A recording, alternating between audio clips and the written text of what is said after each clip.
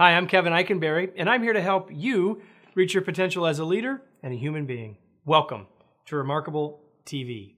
Today, we're talking about Betty Crocker cake mixes and what they can teach us about leadership. Are you ready? Let's get started. I have a history lesson for you today. In the 1950s, General Mills was on a roll. For a number of years, they'd had a hit with Bisquick, which they had promoted as being 90 seconds from package to oven. And housewives all around were using Bisquick, and they said, hey, if we can do this for biscuits and pancakes, we ought to do it for cakes. They had the right technology, so they came out. Betty Crocker came out with a cake mix in 1951. White cakes. Easy, just add water and you got a cake. And it flopped. And you're saying, well, wait a minute, how did it flop? Like you're holding on to a Betty Crocker white cake mix right now, Kevin. What do you mean it flopped? Well, it flopped because they misjudged it. You see, the thing was, housewives wanted to be able to make them from scratch. They've always made their cakes from scratch. And people would always ask people about their cake recipes. I'm sure that people didn't very often ask about the pancake recipes. And so it was different. In fact, on the box, it even said fresh, homemade quality. Didn't feel to the housewives, to the consumer, like this is quite what they wanted. So what did Betty Crocker do to change it? Well, it's right here on the back of the box. It says, you will need water, vegetable oil, and eggs. Yeah, what they did was they made it harder to use the mix, and it became the way most everybody makes cake. And in fact, today, if you ask someone if they made a cake from scratch, most people would say yes, even if they used a mix. World's all different. Well, so, okay, that's the 50s, Kevin. It's 2017 now. What does this have to do with us?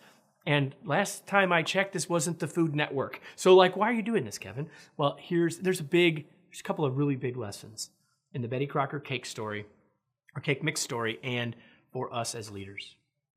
Because what Betty Crocker, General Mills, learned was the housewives, the consumer, wanted to be more engaged. They needed more ownership of the cake in order to take action on the cake. Buy the cake mix. And isn't that what we want in the workplace?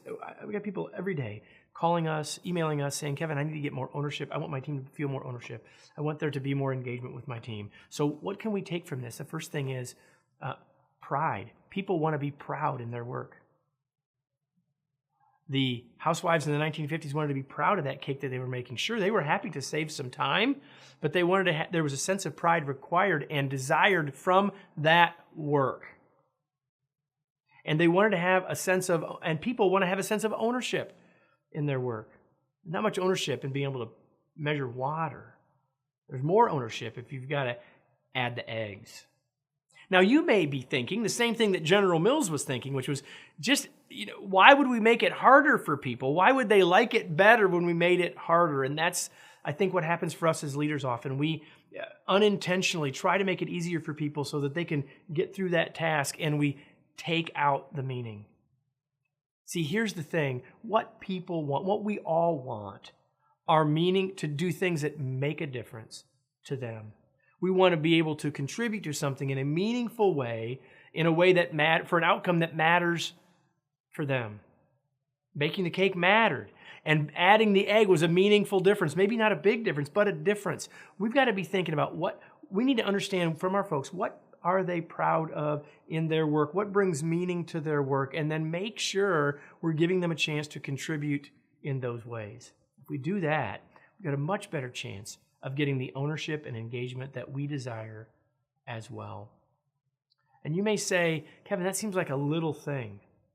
And it might be a very little thing for you too that might make a very big difference in terms of the results you get with your employees. Let me close and summarize with today's tweet. People will be more engaged when they can make a meaningful contribution. Well, listen, if you like this episode, you've got a sense of the fact that I sometimes talk about unusual connections to things. And on my newsletter every week, entitled Unleashing Your Remarkable Potential, I do the same. I've written about all sorts of stuff in connecting it to leadership and personal growth topics, and I hope that you'll choose to sign up and join us, register to get Unleashing Your Remarkable Potential in your inbox every Monday morning. You can do that right here on this page. Thanks for being here. I look forward to seeing you on the next episode of Remarkable TV.